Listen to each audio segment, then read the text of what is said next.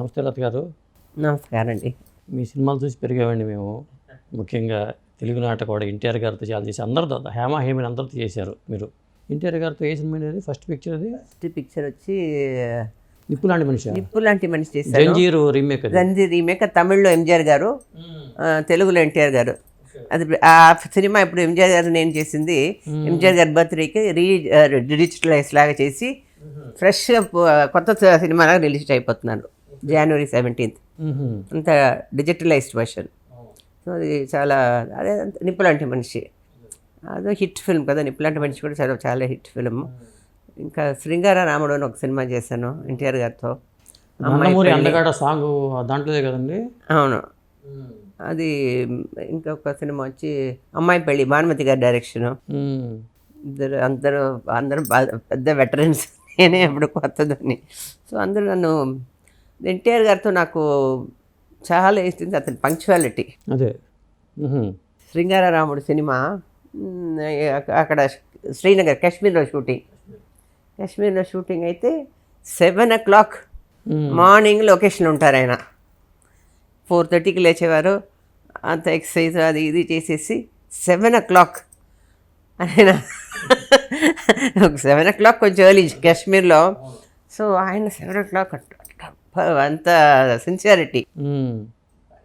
అలాగే వాళ్ళు స్టాఫ్ ఇంకా టెక్నీషియన్స్తో చెప్పమ్మా మేము పడుకోవడానికే 11 అయిపోతుంది, మేము 4:35 లేచి స్నానం చేసి చలేస్తుంది, చెప్పండి.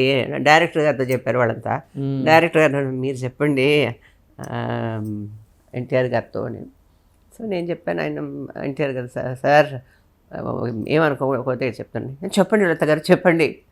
లేదండి అందరు ఫీల్ అవుతున్నారు, చాలా మీరు వచ్చేస్తున్నారు, మీ వల్ల అవుతుంది, అందరికీ అది కాదు. ఓకే పర్వాలేదండి, టుమారో 9 o'clock నుంచి అంత ఇమ్మీడియట్గా అది అదే ఆయనతో ఇది ఏదైనా చెప్తే ఓకే అంతే. చెప్పవచ్చు కదా, 3-4 రోజులు ఎందుకు చెప్పలేదు అన్నారు.